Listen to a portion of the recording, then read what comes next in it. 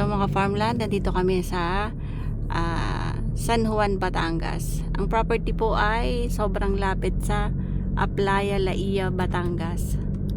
Ito po yung exclusive subdivision nila. Yan, kabilaan yan. So mga 1 kilometer lang away doon sa property.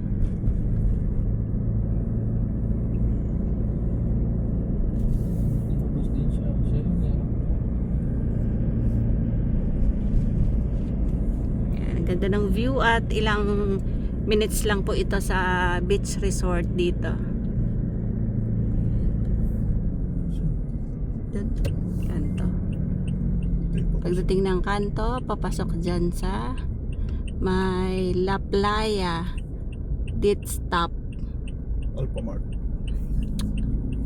Alphamart and Red Doors. Ayan. Laia Vivo Hotel. Simbahan dyan. Ang simbahan ay pasok dito sa ano nila. Parang dyan makakasalubong tayo Innova dyan.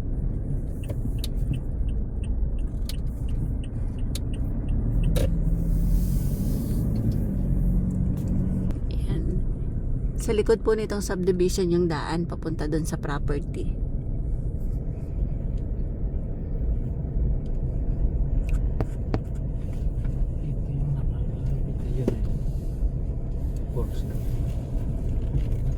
Hectares direct buyer. Pero maganda. Ganda ng bahay ni Sir. May-ari ko. Overlooking. Pwede niya isipin yung mayayaman. We're looking dito, mountain view.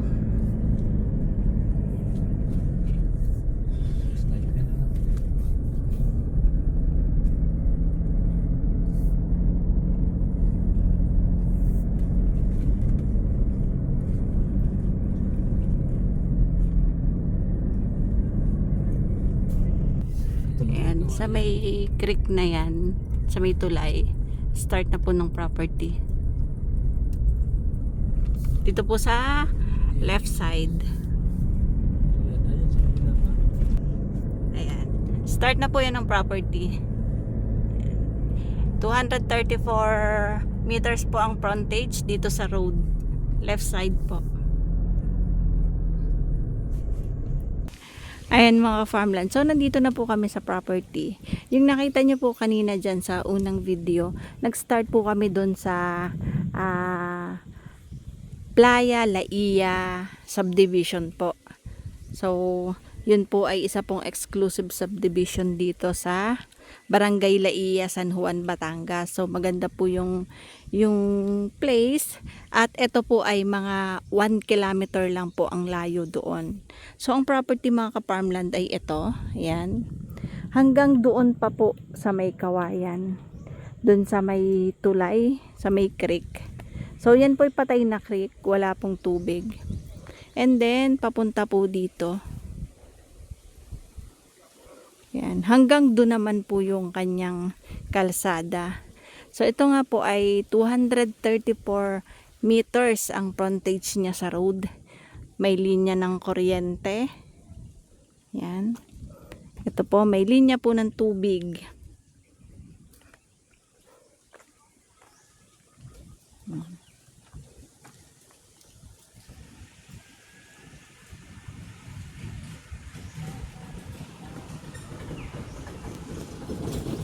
Malapit din po ito sa Laia Nature's Park.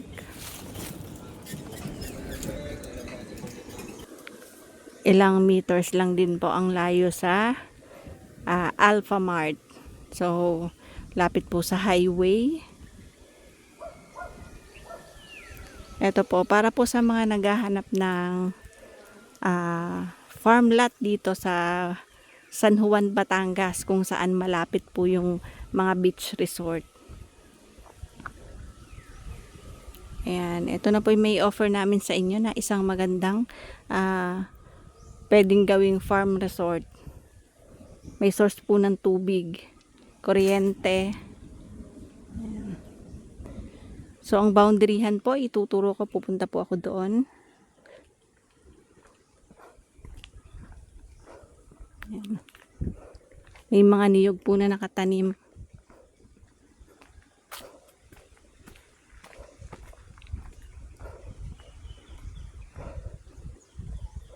Mga 2 hours drive lang po ito from Manila. Kasi gwapo ng expressway.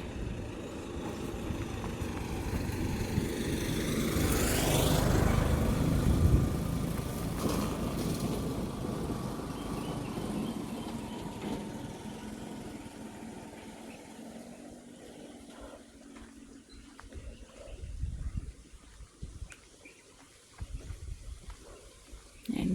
Yung mga bahay po, hindi na po yan kasama sa property. May bakod po dyan.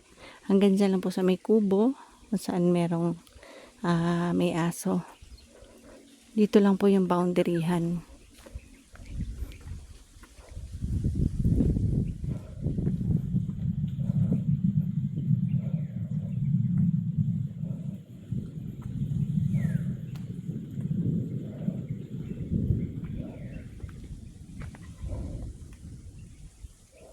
Mapan natin yung mark dito. Yan. Yan po yung boundary ng property pag ganon. Tapos may bako din naman po doon.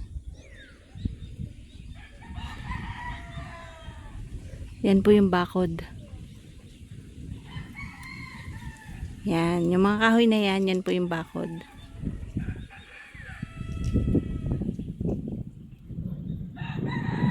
Tapos papunta doon. Kumbaga dito po is naka rectangle shape. Then pagdating dun sa may bahay, yan. Pagdating po dyan sa may bahay, letter L siya pa ganon. Magle-letter L pa ganon. Tapos pabuka pagdating doon. So ayan. Ang ganda po kasi ang lawak ng frontage niya. So maganda po kasi pag malaki yung front niya sa kalsada. So mga ka-farmland, ito po ang presyohan po dito ay yung mga small cut po kasi nagre-range na po ng nasa 5,000. So ang bentahan po dito, ang benta po ni owner dito ay 2,500 per square meter, pero negotiable naman po yan. Pwede pang mabawasan. Direct namin kayo sa owner. Ito po ay Barangay Laiya ng San Juan, Batangas.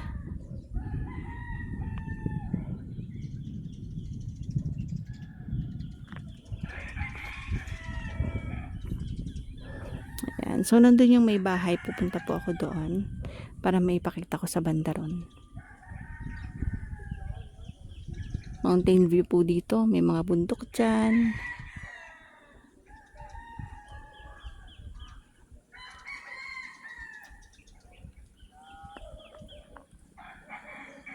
Yan, ganyan po ang kapaligiran dito.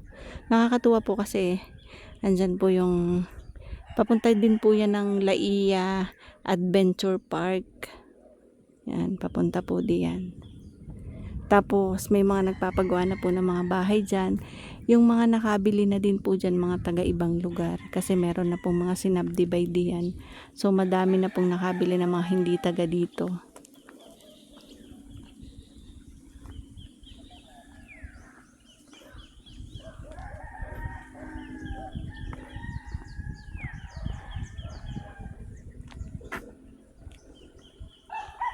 Yan po yung kapaligiran dito. Kanya-kanya pong farm lot. Ito po ay title property. Buhay pa po yung nakapangalan sa titulo. At 13,497 square meter po ito. Or 1.3 hectares. Clean title po.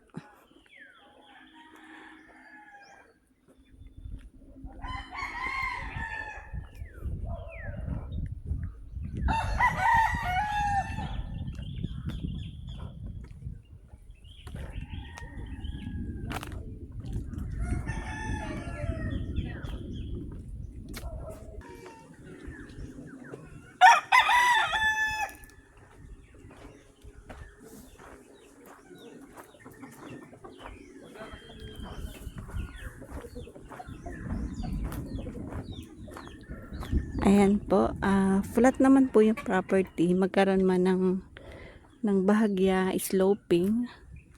At may mga tanim po ito ng mga atis. Ayan o, nakakatuwa naman. Ang daming bunga ng atis.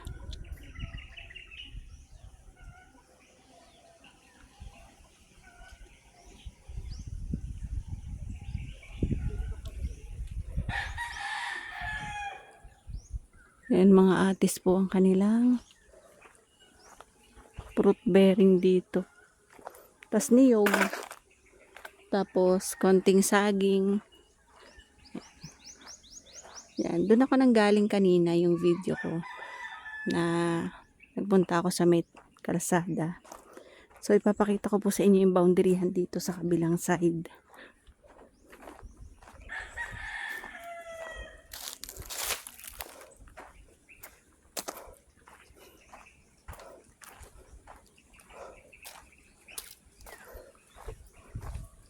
Ayan po, ito naman po yung may bakod.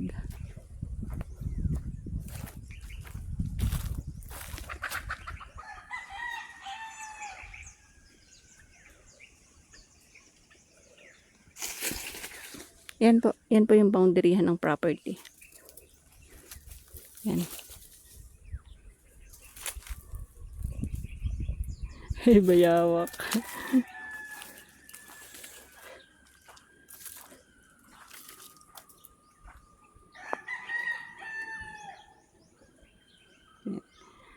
Boundary po yung bakod dun sa may bahay. 13,497 square meters po na 2,500 pesos per square meter. So yan. Tapos pagdating doon sa may bahay, gaganito po. Magla-letter L doon, pabuka.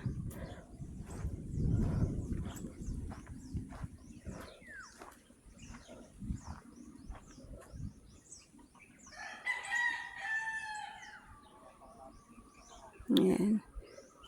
Patag ang property mga ka-farmland. And pagdating doon, bahagya pong pagka-sloping. And then, mountain view po. May makikita pong mga bundok dyan. If ever na mataas yung bahay na itatayo, possible din po ma-view yung dagat.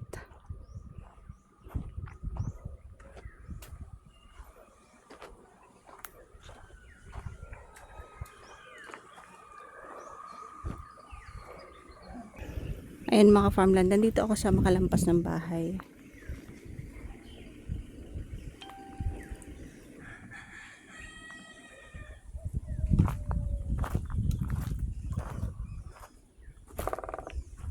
Ito yung boundary. Ayan o. Tapos, gaganon.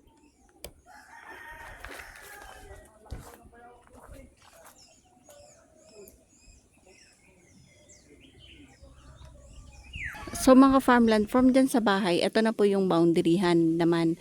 Tapos magla-letter L siya papunta doon.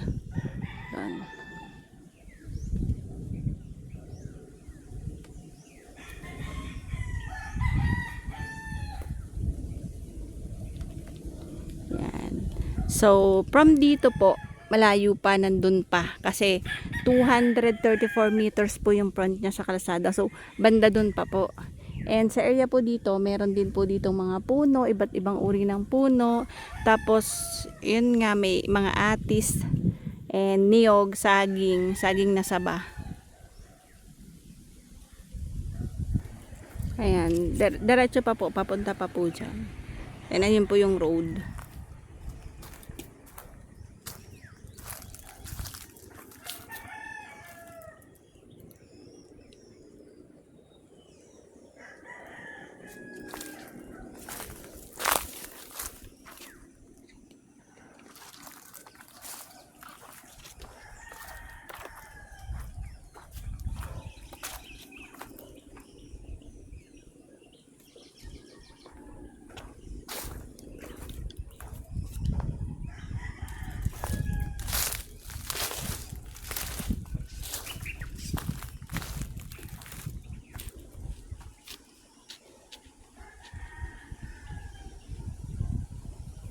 Medyo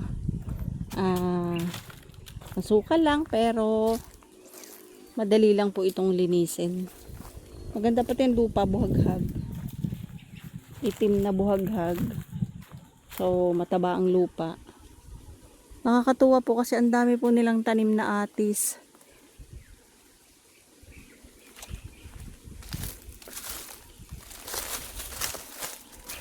So, diretso pa dun mga ka-farmland. Hindi ko lang po kayo masyadong maiikot kasi medyo may kasukalan. Namimili lang po ako nung area na hindi po ganong kasukal. Kasi hindi ko po kayo kayang maipasok doon.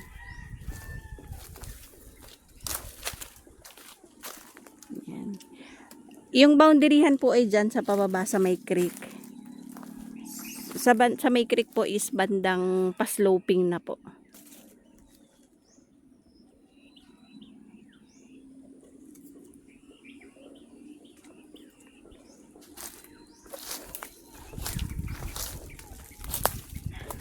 Ayan.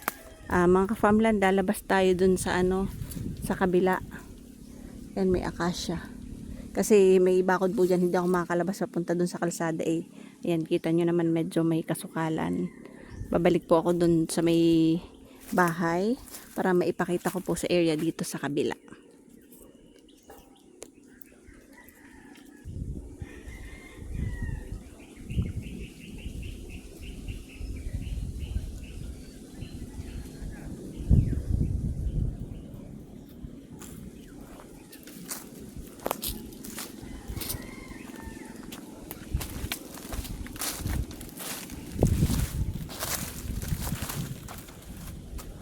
Malaki pa po, papunta pa po dun sa likod. Then ito po yung along Barangay Road.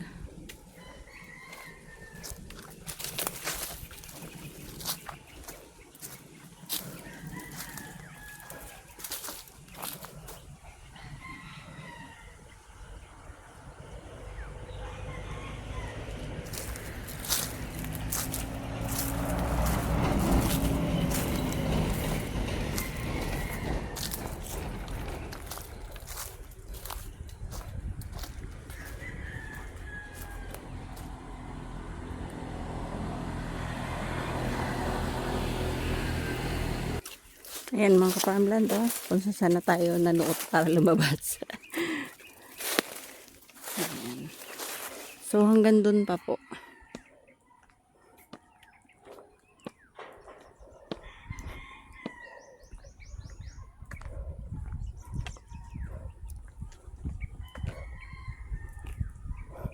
Yung nakikita niyo yung poste na yon, gandun pa sa pababa.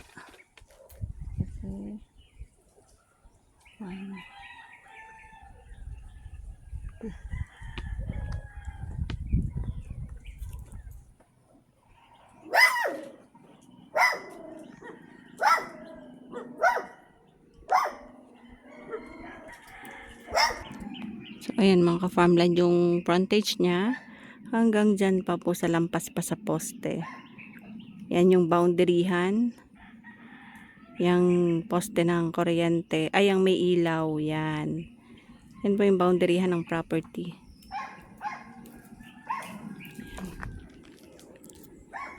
Tapos from doon, papunta po dito. Yan. Yan yung property. Hanggang dun. Lampas pa po kay Mr. Ka-Farmland pagdating pa dun sa pababa dun.